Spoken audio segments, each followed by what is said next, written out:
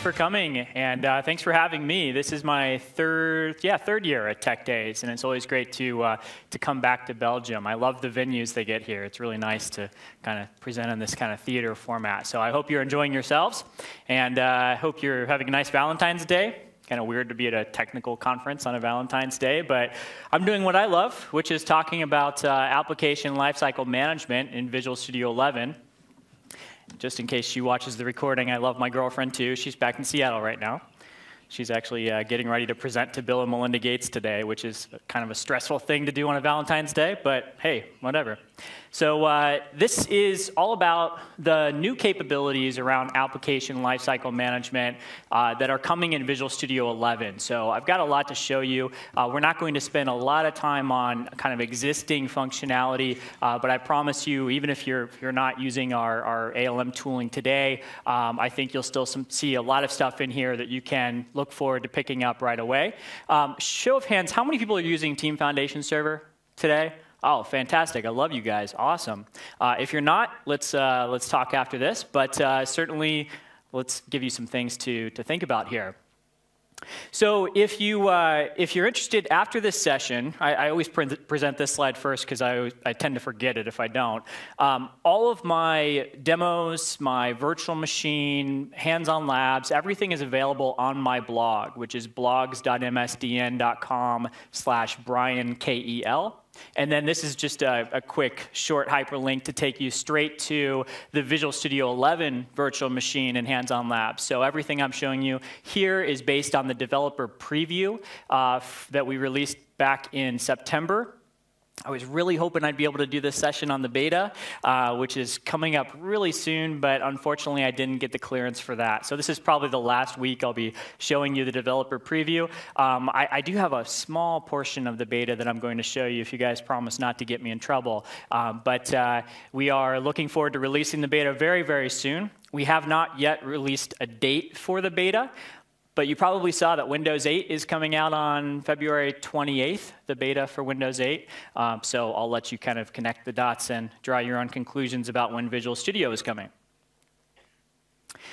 So this is the slide that I usually use to talk about everything that we're doing across application lifecycle management. And this is kind of what we're going to ground ourselves on during this session. Because as you think about application lifecycle management, there's actually a lot of things that go on here and a lot of interesting problems that we think we can solve with some better tooling and process to really, at the end of the day, help you come together as a team and build great, high-quality software faster. So that's our mission. And so if we start kind of in the upper left quadrant here and we think about some of the problems that you may be seeing today in software development, certainly I see it in a lot of the customers I work with, one of the problems you have is misunderstood requirements. You know, we have this saying at Microsoft, how often have you built what your customer asked for, but not really what your customer wanted? And so that's kind of a challenge that we're trying to solve. I'm just going to set up a few more of these problems, and then I'll jump straight into the solution. So I'm not going to spend a lot of time in PowerPoint today. The other one is conflicting priorities. You know, you've got different evolving landscapes of where your opportunities and your challenges are going to lie for the software that you're putting together. And so how do you respond and react and reprioritize those based on what your customers want? Another thing as you kind of go around here, once you've defined and figured out what it is you're going to build, one of the big problems that we see all the time is that teams are in the middle of a sprint and they keep losing focus. You know, I've seen data that shows that as software developers, oftentimes we're interrupted as often as every 5 minutes. And whether that's an email coming in or your boss walking into your office or you know, any number of things that could be happening during the course of the day, we want to really help you as developers get back into the zone and make sure that we remove any problems with the tooling or problems with being able to go in and out of that context. And I've got some really nice things that we've done in that area that I think you'll enjoy. And then unmet user expectations. So, you know, we talked to the users 6 weeks ago at the beginning of the sprint, and we built what we thought they wanted, and then we kind of threw it over the wall to them. Well, chances are it's probably not going to be exactly what they had in mind. So how do we get that feedback back into the product team and make sure that the next iteration, or in the time we have remaining on this particular iteration, we can make sure to get it right? And then, as software developers, we kind of ship the code over to the ops team, and our job is done, right? We can go home and rest easy over the weekend. Obviously, that's kind of a dream world. We know that there's going to be issues in production oftentimes, and oftentimes we get a call from our friends that are in some of these IT sessions, and they say, hey, your application code's not working, and we say, all right, can you get a little bit more specific than that? And they say, well, it's, got this yellow screen that keeps popping up, the famous ASP.NET yellow screen of death or whatever. Okay, well, every time we had these in the past, we know that we need an event log, and we need to know what system this is running on and what the system resources are, and yada, yada, yada. And so you go back and forth, and you have this ping-pong problem of trying to get that diagnostic from the development operations team. And then once you do, then how do you actually start to debug and step through that in Visual Studio? Well, we've done some interesting things in that space as well, which I'll show you.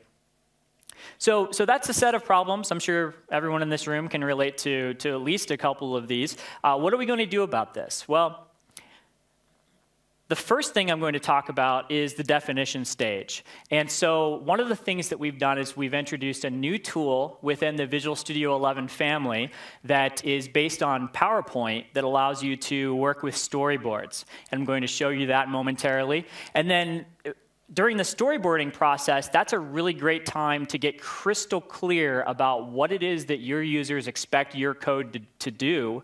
And then after you go out and build something and throw it over the wall to the users, we want to be able to get that feedback back in. And that's where we have a feedback tool that's built specifically for stakeholders. Those could be end users. It could be your legal team who needs to review and make sure that the privacy policy is serviced on all the appropriate pages. Anybody who's a stakeholder can then use this tool and then capture data in a really rich way. So enough PowerPoint for now. Actually, ironically, I'm going to show you PowerPoint, but in a different context here. So what I have here is the developer preview virtual machine. And this is a storyboard that I created using the new PowerPoint add-on. And so here you can see this looks, pretty much like a Windows Forms, a web application. Of course, you could create a Windows Forms application or a Windows 8 application, and you can really model anything that you may be used to. Mobile application. You see, I've created a phone application in here. I have a number of animations. And this is a really great tool that you can either pull in a bunch of stakeholders into a room and show it on a projector, or if you're lucky, a theater screen. And then you can start talking through the user interface and talk about the interactions and whether or not they like the color of this button and the way that this page flows to the next page. Or oftentimes, we don't always have the luxury of sitting side by side with our users or our future users. And so since this is in PowerPoint, I can just put it on a SharePoint site or email it to my stakeholders. They can leave comments, send that back to us. So there's just a really lot of nice ways that you can use this. So to create a new page in here, it's just a matter of coming in here and saying new slide. As it turns out, PowerPoint actually really lends itself to the ability to create storyboards well, because they have this idea of master pages, kind of like ASP.NET, so they have these master layouts. And so we ship a layout, for example, that gives you SharePoint. And so if I want to create a SharePoint site, I can come in here and do things like customize the URL. And then maybe I'm actually not building a SharePoint site. Maybe I'm building my Fabricam Fiber website. Well, sometimes you're not actually building a complete greenfield storyboard. You need to bring in some existing assets from a site that you already have. And so one of the things that we allow you to easily do is come in here and take a screenshot. Let me just make sure my page is loaded here. So we can take some of those UI elements quickly over and say, grab a screen clipping.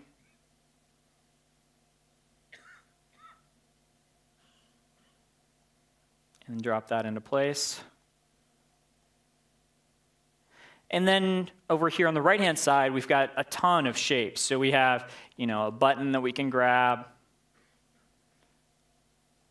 create new, and I won't take the time to do it, but if I wanted to set the exact font size and kerning and color and whatever my corporate website design standards are, I could take the time to do that, and then once you've created that and styled that exactly how you'd like, one of the things you may want to do is then store this in your shape library so that you can use it later. So I can say add to my shapes and then call this a Fabricam button. And then if I want to use that again, I can just drag it back out. And we also let you share these shapes as well, so I can export all these shapes and then import other people on my team's shapes. We're going to be building a really nice community website around this as well, so we can have other people, if you want to contribute your own shapes to this library, you can do that. We'll have a power tool that helps you actually build some really complex, rich shapes. So for example, if you go into the calendar control, for example, this isn't just a bitmap that you can resize like an image. It actually is modeled by all these individual grids. And so if I wanted to change this to April, I could do that. If I wanted to change the current date, I could do that. So really whatever your storyboard requires. And then finally, let's take a pointer and drop that on there. We'll go to animations. Just typical PowerPoint stuff, all the things we learned in university. And there we go. So, it's really, really basic, and it's meant to be basic. It's not something that you have to be a rocket scientist at PowerPoint to be able to use. You can be a business analyst. You can be, anybody that really knows PowerPoint can jump right in here and start creating storyboards. I think this entire storyboard that I have here, I created about 15 minutes. And the other nice thing about this is I have a lot of people ask, well, we still have the Blend SketchFlow product, if anybody's used SketchFlow. And I see a lot of people that use tools like Visio to create storyboards. And if you're like using those tools, that's great. But if I was to ask everybody in here how many people are really good at Expression or how many people could do something like this in Visio, we probably just see a handful of people. Whereas if I asked how many people have PowerPoint, we find that virtually everybody that's a stakeholder within an organization has some flavor of PowerPoint. So that's why we're excited about this, is really bringing storyboarding to the masses. So we've kind of built our application, or we've built our storyboard, and we go off and we build some software. The next thing I'm going to show you is actually out of our beta.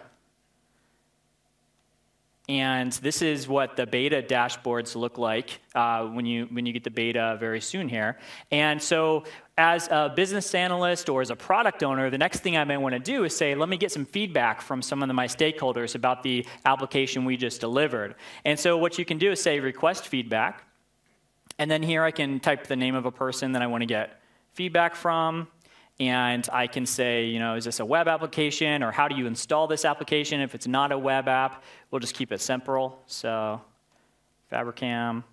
And then down here, we're actually guiding them along the way of exactly what we want feedback on. Because as a product owner, we know more than the end user does about what's ready and what we'd like feedback on. We maybe aren't done with the entire implementation, but we know that there's certain elements of this that the team just finished, and we really want to get some feedback on. So we can say something like, does the UI look finished? And then we can give feedback, is all of the text positioned properly, etc. Then we can say another feedback item, is this going to work for our support team, etc. And then once I say send this, it's going to generate an email that I can then share with Julie, and then she can open up the feedback tool and then start going through the process of sending us that feedback. And so I've actually already generated one of these emails. And so if I open that email, you'll see she's being prompted to install the feedback tool if she doesn't already have that. And so that's going to be something that's just a few-minute installation that she does one time. And then once she's done with that, then she can say, start this feedback session. And it's going to launch this feedback tool along with all the parameters that I just fed into it when I requested her feedback. So here you can see along the left-hand side, this is actually very similar to the Microsoft Test Runner. If you've seen Microsoft Test Runner in 2010, it basically guides us along the way. So it says, hey, we need to open up this application. And then once you're ready with this application, then we can say next. And then it's prompting me basically to say, does the UI look ready? Well, the other really cool thing about this is that we can be capturing video recording. We can be capturing voice narratives. So if your user is sitting there, yelling and cursing at your application because they just hate it, we can now capture that and store it in the Team Foundation server. How actionable is that? So that's really, really cool. I can look at this and say, I don't really like this guy down here. And I can grab a screenshot of this guy. He doesn't even work for us anymore. So, I'm not really happy with the UI. Let me check out the next piece of feedback. Does the Solution Center provide enough functionality for all of our users to self-serve effectively? And, this looks pretty good, but, actually, that clearly doesn't provide enough functionality. So I can grab a screenshot here and, I hope this isn't our production server. And so again, just making it really easy, and then I can submit and I can save this feedback. It's automatically going to push that back to Team Foundation server for me. And then as a product owner, if I go back to Team Web Access now, I can see down here that I have some additional feedback that's come back from my users. And so if I look at this feedback, I can say, here's a response from Annie about this particular thing we asked for her feedback on. And because we're using Team Foundation Server, we get that full end-to-end traceability across everything in the life cycle. So if I start with my requirement, for example, I can say, this is ready for some feedback. Let me request feedback from these 10 users on this particular requirement. Wait a day or two, go back and see, is that requirement actually living up to user expectations? And that's really nice, especially if you're in an environment where you need to ensure compliance. You need to make sure that X number of stakeholders actually sign off on the UI before you go to the next milestone. So I think this has a lot of really great implications. Number one, for compliance. Number two, when you just can't be in the room with your users and watch them use the application, this is kind of the next best thing.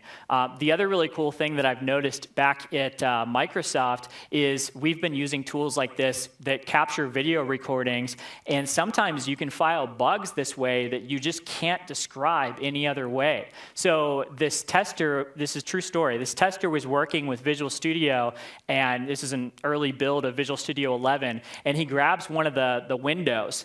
And I don't know why he decided to do this, but he decided to take his mouse and just drag it back and forth really fast across the screen, and it crashed Visual Studio.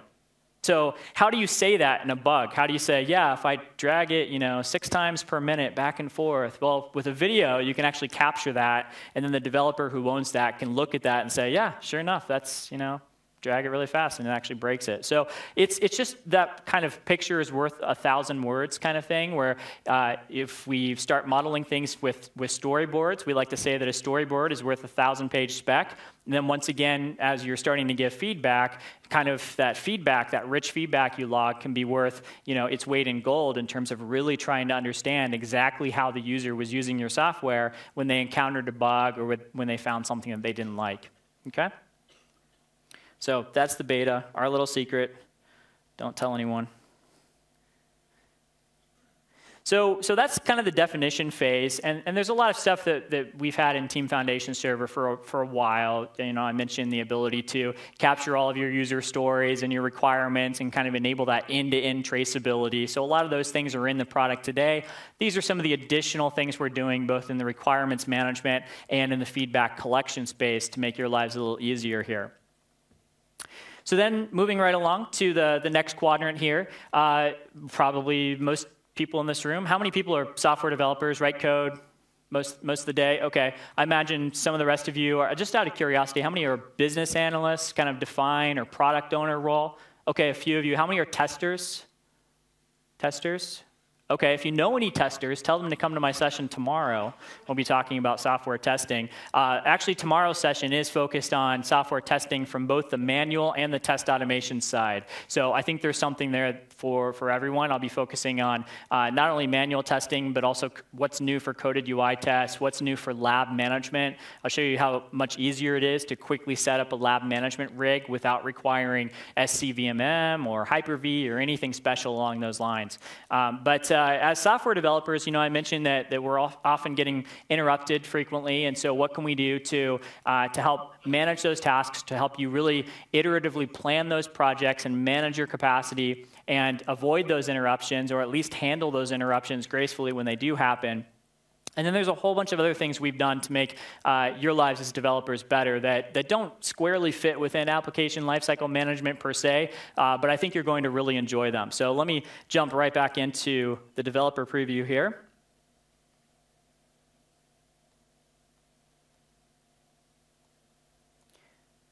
So the first thing that I'll focus on is the new Agile planning tools that we have. And so we've actually baked all the Agile planning tools right into the Team Foundation Server Web Access, which is now built into the product. So when you install Team Foundation Server 11, you're going to get Web Access right in the product. And one of the things that we've added to Team Foundation Server is the concept of a team. Go figure. At Microsoft, we have maybe 1,000 or 2,000 people that are using each one of our Team Foundation Server instances, and that's great. We scale really, really well for a Team Foundation Server, but we don't every day work with 1,000 or 2,000 people. We usually work with a handful of people. At Microsoft, we call them a feature team. You may have a Scrum team or any number of different teams that you have that you work with. You may work with 2 or 3 different teams, but we want to really give teams the ability to have their own identity within Team Foundation Server. And so you'll notice here that I have my Fabricam Fiber web team. It consists of these 4 individuals. And then each team gets to manage their own backlog if you want. They can manage their own iterations. And so if I look at my backlog, you'll notice here that I have a list of all of the things that my team is currently tracking against the product that we may want to enable in the future. Now, I should stop right here and say that a few of the terms that I'm using today come directly out of Scrum. So how many people are practicing Scrum? Or some flavor of Scrum? Okay, that's great. If you're using Scrum already, I think you're going to love these tools. But if you're not using Scrum, I don't want to scare you, because these tools can certainly be used regardless of the process that you're using. Whenever I talk to a customer, almost every single customer that's of any kind of complexity in terms of team members or complex projects or needing to live up to certain compliance regulations, almost all of those customers that I talk to, they customize the Team Foundation Server process template in some way or another. They add a few fields, they add a few workflows, and these tools are meant to be flexible so that you can use them regardless of the template that you're using here. So whether it's CMMI or Scrum or anything in between, we want to help you with that. So I happen to be using Scrum here, and with my product backlog, I can say things like, make sure Brian gets a cup of coffee in the morning. And I can just press enter at that point. And it's just going to add that straight to my backlog. That's getting stored directly in Team Foundation Server. We can move things around and reorder this backlog and reprioritize it, which if you've tried doing this in TFS 2010, it can be kind of a pain, because you would have to go in here and say, well, if I want to move 4 to 3, I have to replace the priority of 3 with 4 and replace the priority of 4 with 3. And it's just, it'll make you go crazy. But here I can just quickly drag and drop things around here. I can say that this is something that's really important. I want to make sure that we do it in the current sprint. So I can assign it to that sprint. And notice over here that it's assigned to sprint 3. The other thing that's nice about this is that when I'm just quickly capturing ideas from my backlog, I don't have to give a ton of definition for that particular user story. And so here I can continue later on and flesh this out and say, what's the effort? Who is this assigned to? And then approve that into my sprint, but I'm not required to right out of the gate. The other thing that we can do here is we can take a look at the velocity indicators. So velocity shows you historically how many story points or hours or t-shirt sizes, whatever units you want to use for your team, were you able to complete in previous iterations. And that can help you ballpark how much of the work you want to take on for the current and future iterations. So now if we drop into the individual sprint 3, one of the things that we can do is we can start to break down this work. So currently we have a high-level user story or a requirement, and we want to break this down into the individual tasks that are going to be required to implement that. So maybe we need to brew a cup of coffee.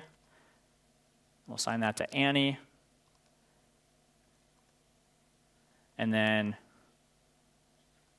I don't know, clean the coffee cups.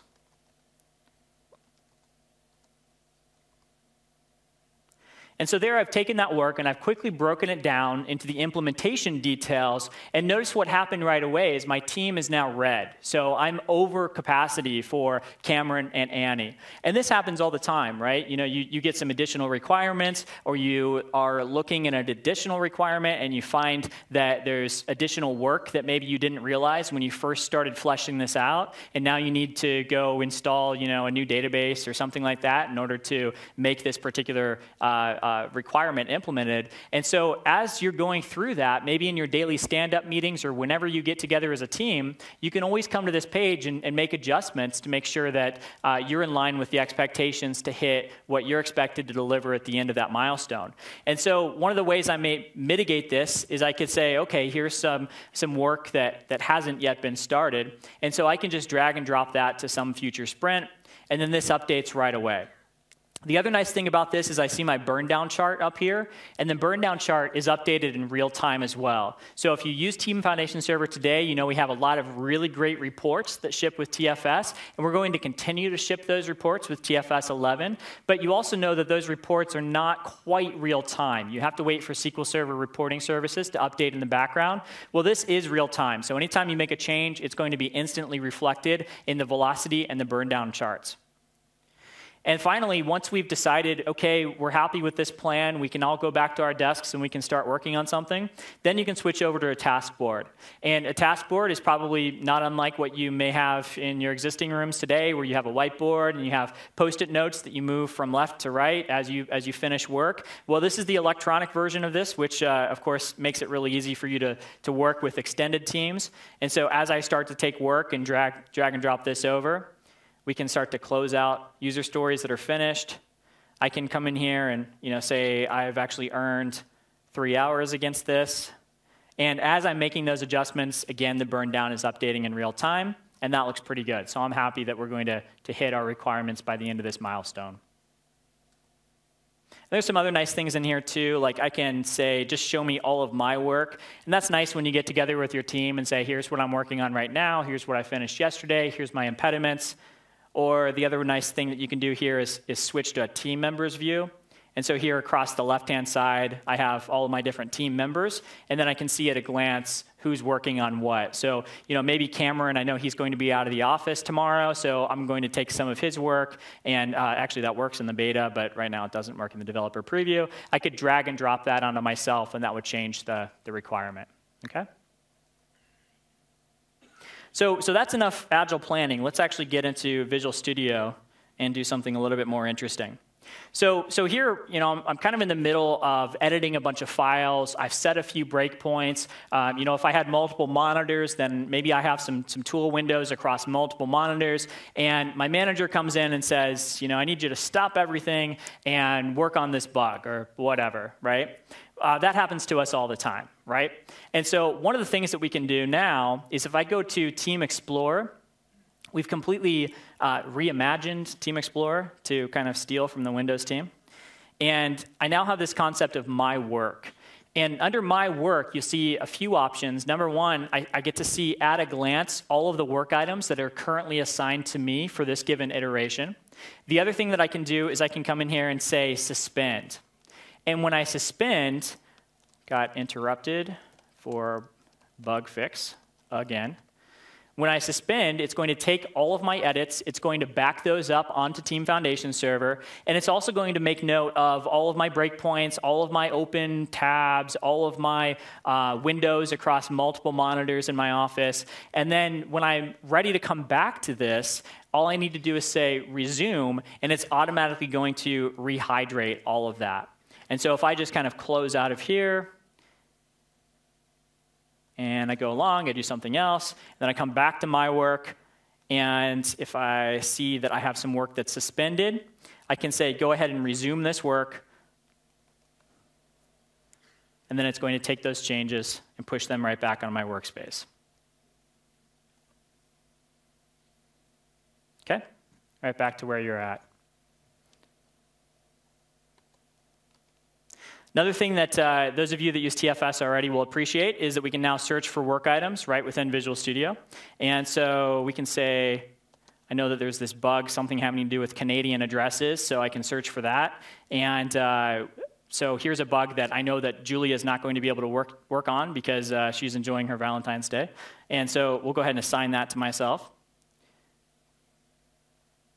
And then if I go back to my work, then that shows up. Let me go ahead and check in that existing work.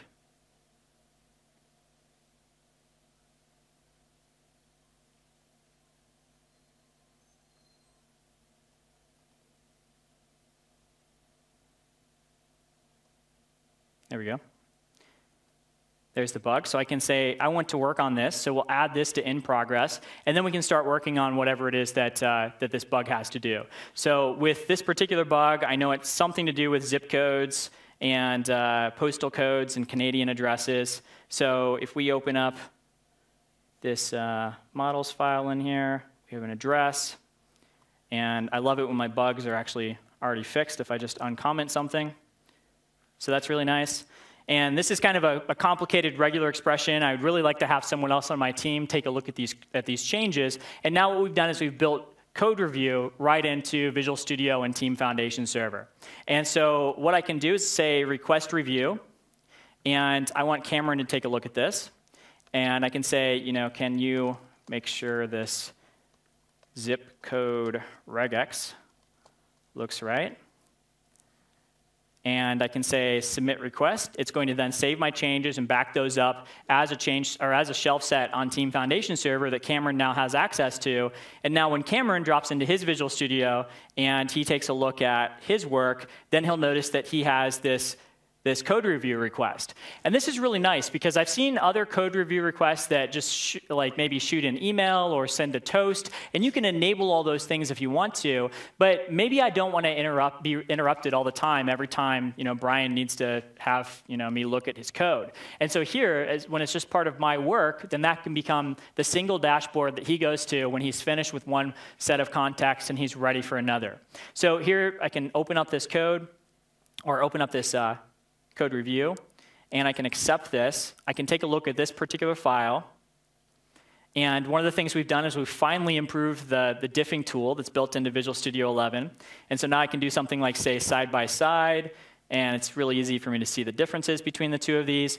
The other nice thing, if you haven't had a chance to play with Visual Studio 11 yet, is that we have these new provisional tabs in the upper right-hand corner. So how often have you been in the middle of a debugging session and you step through, you step over, you step through, you step over, and then all of a sudden you've got like 40 different tabs open on Visual Studio. You need to go buy a bigger monitor just to house everything, and then you're Shift F4 or whatever the thing is to close everything. Well, now when we're in the middle of doing debugging sessions or things that that may only temporarily require a source file to be open, like a code review, then by default we're going to put it into a provisional tab. And if I decide that I want to work with this permanently, I can say promote this, and then this will stay resident within my tab well. But by default, it's actually going to close once I'm done with this code review. So that's really, really nice. Something I use all the time. And whenever I have to go back to Visual Studio 2010 now, I definitely miss that. So Cameron can come in here and he can say, this file looks pretty good. I like the regex.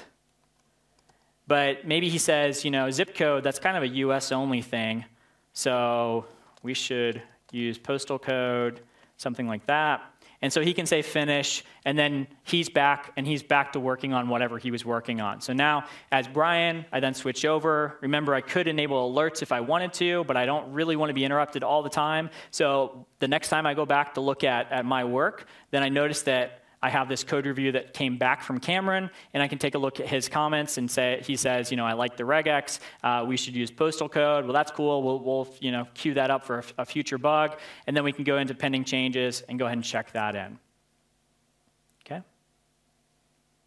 The other thing, while we're on pending changes, is if you've ever had to use Team Foundation Server and work offline, or if you wanted to go into another program like Emacs or your favorite editor to go work with another file, it can really be kind of a pain to have to go in and check out the files you want to edit because otherwise they're marked read-only on disk. It can be a real challenge there. And so one of the things that we've done in Team Foundation Server 11 is we've introduced this concept of local workspaces.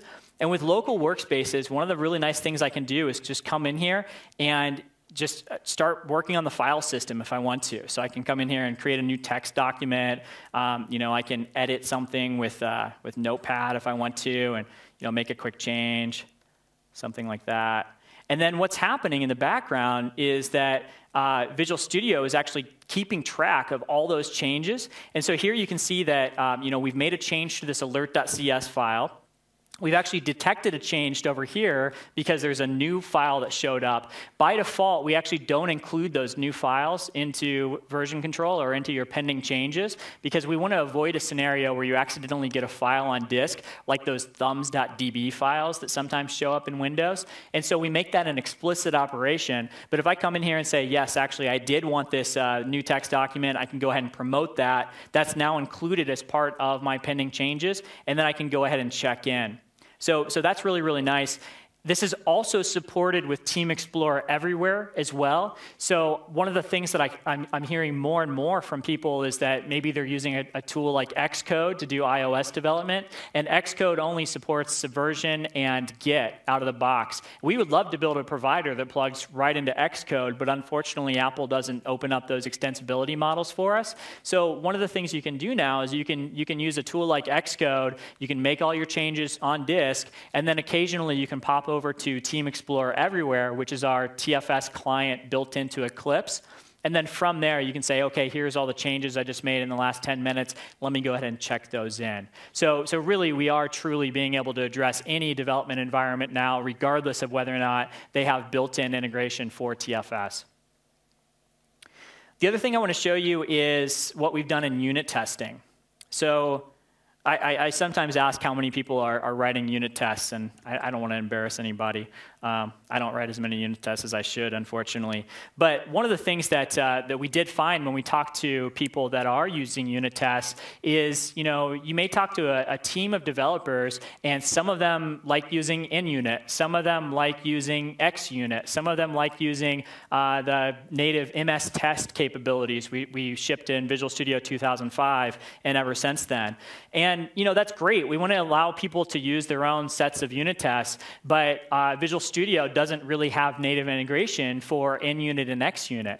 Well, now what we've done is we've actually shifted the unit testing model over to an extensible framework. And so we're working with third parties like the guys behind NUnit and XUnit so that they can actually ship adapters that plug right into Visual Studio. They can plug right into your build server so that you can start working with everything straight from within Visual Studio, and you really don't even have to care what those underlying unit tests are written in. So now if I build my project again, what it's going to do is take all the adapters I have installed on my system. Right now I have the built-in MS test adapter as well as the NUnit adapter on this machine. And it's going to look across all those tests to see what actually matches what it's understanding from those types of test formats. And so here if I double click on this one, for example, this is just a classic MS test. And then if I go to, let's see, a couple of them in here, let me just run all these tests. I know I've got some NUnit ones in here as well.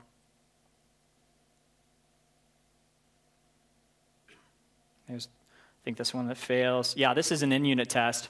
And so here we have the built-in mocking framework that's shipped with newer versions of NUnit. And here you can see that I have a test that's failing. One of the things we've also done is we've improved the results that you get back from unit tests. And so here I can see the stack trace. I can see the exceptions that are being thrown, both in my application code and in my test code as well.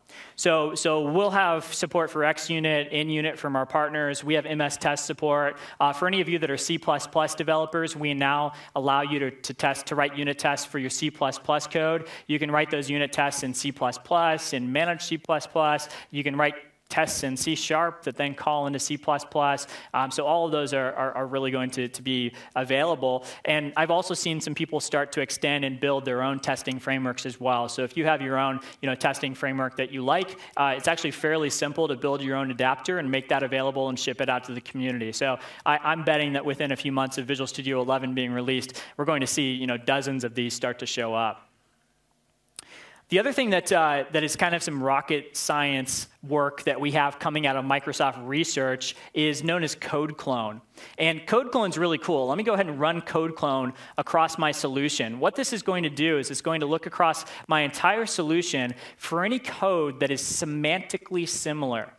Notice I didn't say syntactically identical or anything like that, but semantically similar. And so what that means is that this actually has a strong understanding of the types and the variables that are used within my projects so that we can find places where somebody maybe took one section of code and said, yeah, that's kind of what I need, and let me just copy and paste it over here and change a couple lines. And that's great that they were able to do their job quickly, but we really should have taken the opportunity to refactor that into something that can be then commonly called from multiple places in my solution. So here, if I kind of flip back and forth, those of you in the front row may notice that this code is actually identical. The only difference down here is the redirect. So that's a great opportunity for refactoring, where we can create a common method and say, hey, let's just pass in the redirect page as a string or something like that to the method. The other thing this is nice for is, let's say that I find a bug somewhere in my code. I don't write bugs, but occasionally other people do, right? And so I find bugs, and I go in and I fix them, and I say, where else do I need to go fix this bug? And so this is a really great tool for saying, okay, let me find some sections of code that look very similar, semantically similar to what I have here. The other kind of other example here is, let's say that I'm a junior developer and I'm coming in here, or not even necessarily a junior developer, I'm looking at someone else's code and I'm trying to figure out how to use a particular object. And I know that I need to new up that object, and then maybe I need to make an update to it. Well, let me go ahead and write those lines, and then what you can do is say, show me anything else that kind of matches that. And so you can right-click and say, find matching clones in solution. I actually haven't tried those particular lines, but we'll see what it comes back with. And yeah, that one's not as interesting. But if I found one in here like, show me every time that I'm doing an insert or update, this should probably come back with something. So there's an exact match. Let's see. Give me 1 second. I know I've got some better examples in here.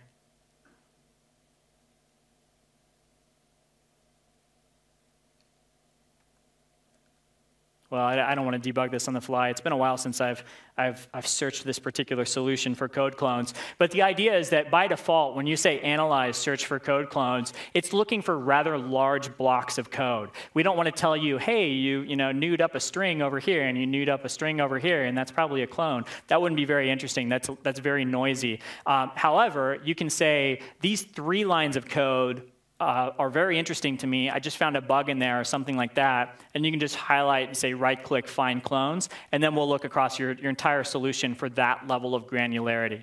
And it doesn't matter if you're using the same objects or not. If we find similar objects, maybe similar objects that have inherited from other common base objects, there's actually a lot of really good detection algorithms that are going on behind the scenes to help you find that. So that's code clone, unit testing, some of our agile planning tools, and we'll get back to some questions as well. So let me get through kind of this last section, which is operations.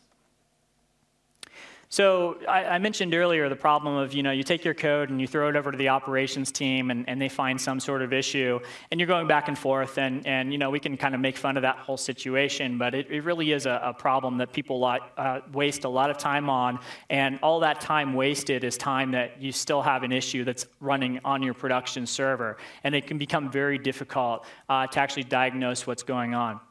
And so there's two major things we're doing in this release to really help with that. And the first is that we've reached over to our friends in the System Center group, and the guys that write System Center Operations Manager have written a plugin that can then talk to Team Foundation Server. That's actually something that you'll be able to use with System Center 2012 and TFS 2010 or TFS 11. And the idea is that they're monitoring, 20, 30, or 20 or 30,000 servers running in production, and occasionally they see servers that are starting to have issues that are showing up. And so they can take a look at those issues and they could say, okay, this is either a config problem or a hardware problem that we can fix ourselves, or it's some sort of problem within the application code. And if they can determine that it's a problem in the application code, they need to get some developers involved to take a look at what's going on. And a few years ago, we acquired a company called AviCode, and AviCode is an always-on monitoring solution. So you put it on your server, and it's continuing to collect information about exactly what's happening at a stack trace level across your .NET or your C++ code. And then what you can now do is you can run AviCode right within your System Center Operations Manager instances as well. And so going back to the operations person who finds an incident, what they can do now is they can right-click on that issue, and they can say, create a bug over in Team Foundation Server, and then they're done. They've passed the problem over to the application support team, so you guys, and when you open that bug within TFS, you'll now see all the AviCode information as well as any other information that the ops team has decided to attach to that issue. So that could be an event log, it could be a security log, any number of things, special logging files that you decide are important for your application, and then you have everything at your fingertips that you need to diagnose that issue. Now, that's great if you're running System Center Operations Manager, and I would certainly encourage you to do that. But obviously, that's not right in all situations. Sometimes you ship code to your end-user customers, or sometimes you just don't have System Center deployed. And so we have another process that allows you to do something very similar, which is building upon the IntelliTrace capability that we shipped with Visual Studio 2010. How many people have used IntelliTrace in 2010? That's not enough. Okay, I'd like to see some more hands next year. So IntelliTrace can be your best friend because on your managed applications, anything that's running on .NET, it can basically run in the background and say, okay, what is my application doing? We accessed this registry key, and we pulled this value, and we passed it over to this method, and this method returned this value. Then we tried writing to this file, but we didn't have access to the disk, so it threw an exception, and we caught this exception. And I'll show you a quick example of how IntelliTrace can work. Well, in 2010, it was only available to be run in either your development or your test environments. As a developer, I could press F5, and I can kind of step through the code and see historically and go back in time and see exactly how this value derived from this value way up here. The other thing I could do is I could have my testers running it as part of their manual tests or their automated tests so that when they found an issue, they could attach that IntelliTrace file, and I could open that up within Visual Studio. So now, finally, one step forward, let me switch back to my demo machine, and I'll show you what we've done to enable you to use this on any production system.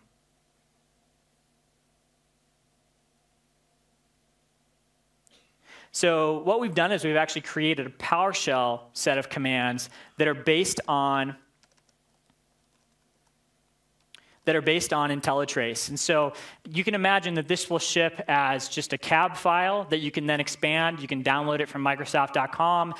We'll ship it with Visual Studio, so you could put it on a memory stick, or you could copy it across the network if you have access to your production data centers. A lot of the time, you can't get access to those production data centers over the network. And so one option is to put this on a memory stick, walk up to that production server, and say, let me start collecting that PowerShell data.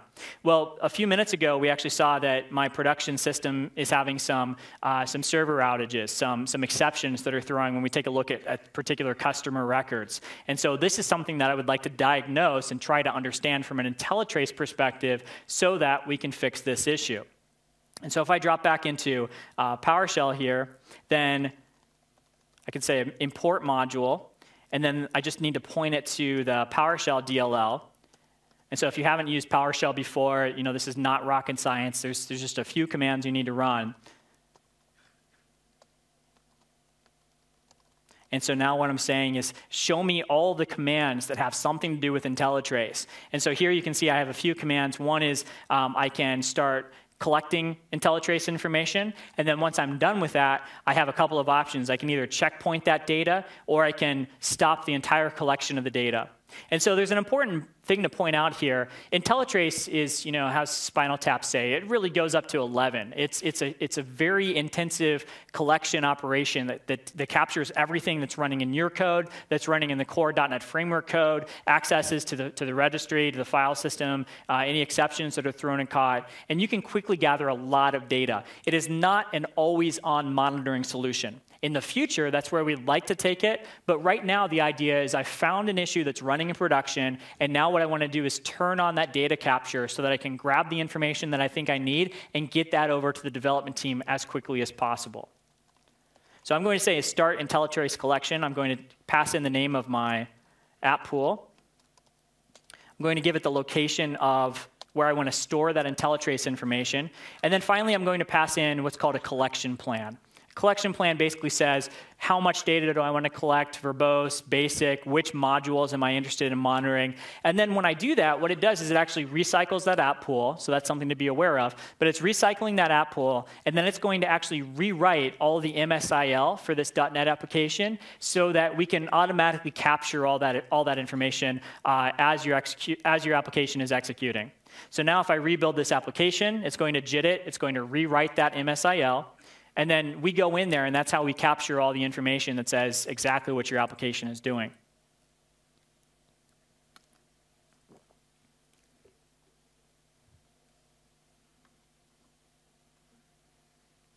Which gives me a nice chance to have a drink of water.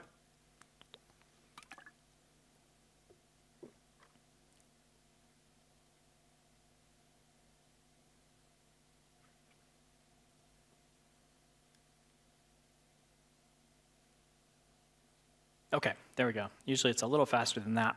And so what I can do at this point is I can basically just reproduce the issue. And so there, I've reproduced the issue. Now if I drop back to PowerShell, again, I have that option to either checkpoint that collection, which means give me a file that I can import into Visual Studio right away, or I can stop the collection entirely. The reason you might checkpoint is maybe you are not quite sure if you got everything that you need, and you just want to keep on collecting. For me, I'm fairly ambitious here. I think I got what I need.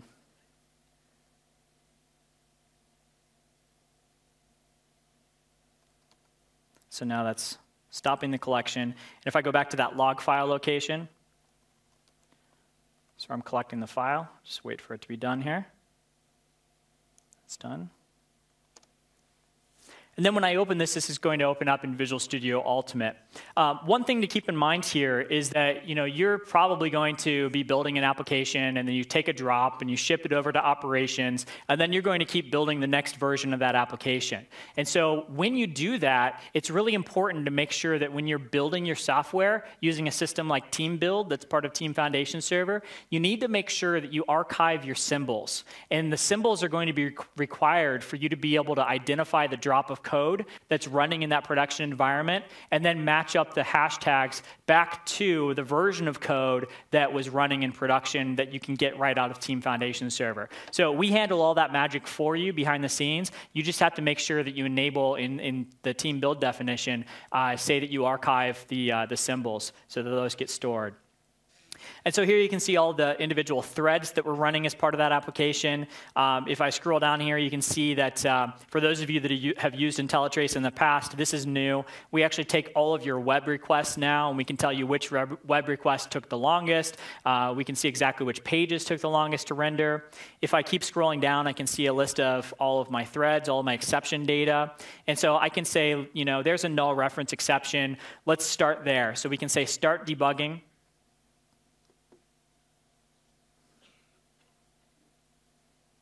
And then this is going to open up my IntelliTrace view.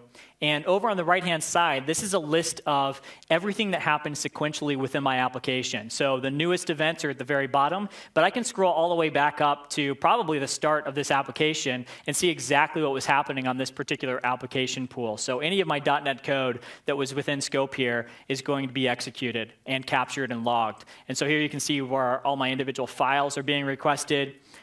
We can see here that we have some, object reference is not set to an instance, so that's kind of interesting. If I keep going, I think I have some interesting exceptions here.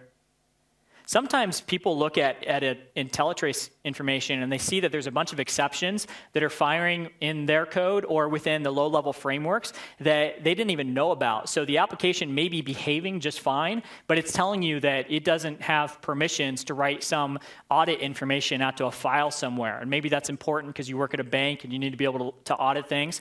And so a lot of the time, I recommend that people just run IntelliTrace collection on their existing applications, even if they're working just fine. I'm not clicking the right event here.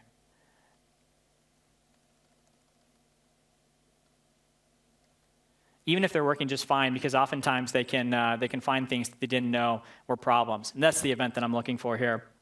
And so here you can see this is code that's within my solution. You can see that we have a problem with the null reference exception being thrown straight from here. And then sure enough, I can see exactly what the state of all of the member variables were when this particular line of code fired. And so here I can see that this is assigned to is equal to null. And if I wanted to, I could then step back in time and debug this and understand why this got set to null. Maybe there was a file that we couldn't access to get a value from, or maybe we never initialized this value. And so this allows me to dig in and really understand exactly what's going on. Okay?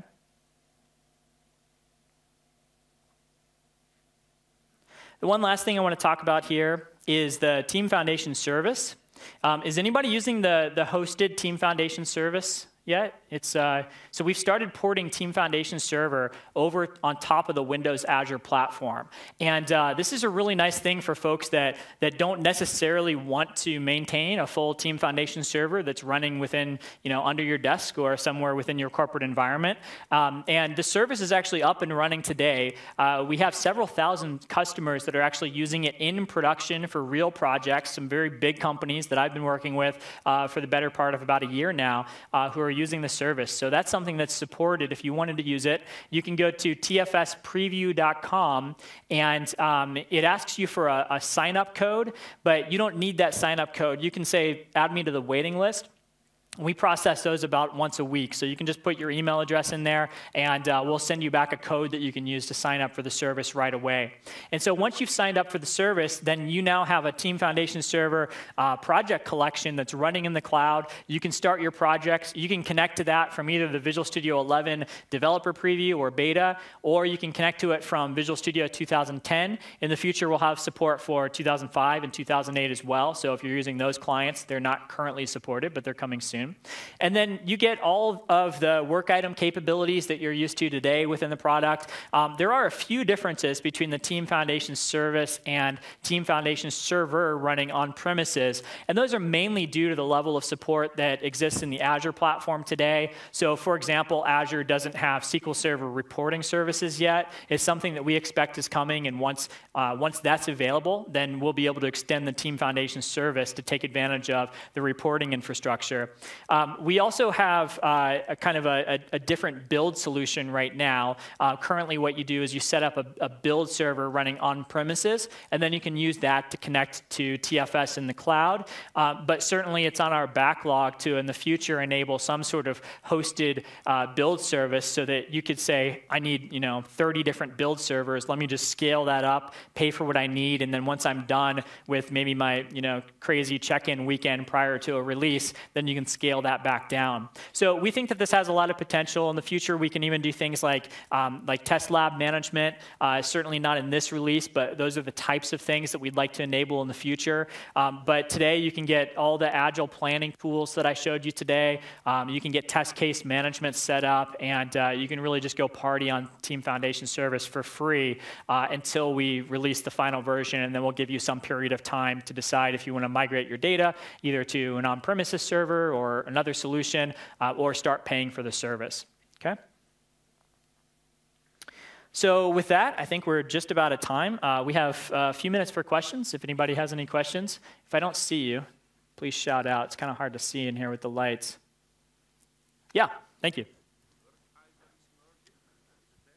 So the question is whether or not you can do work item merging. And no, in this release, you can't do work item merging. That's kind of a common request that I hear for people that are doing requirements management and baselining and that sort of thing. Is that the area you're interested in? Is that for baselining or?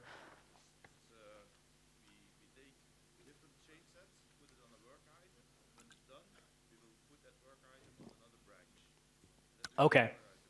Okay, I see. So you're moving work items around from branch to branch and changing associated change sets. Yeah, that's not in the product today, but I should mention that we have a couple mechanisms to give your feedback right to Microsoft. We have a Visual Studio user voice site, and that's been really popular. I can tell you that our product team looks at that on a weekly basis to see which requests you have, and based on those, we really do adjust our backlog and make sure that we're really delivering what you're after. I know a lot of people in 2010, for example, complained about the performance on certain systems. I don't have numbers to share today, but I know that we're doing a lot of work around performance of the development environment, and I think once you get the Visual Studio 11 beta, you're going to be pleasantly surprised. But those are the types of things that are coming from user voice.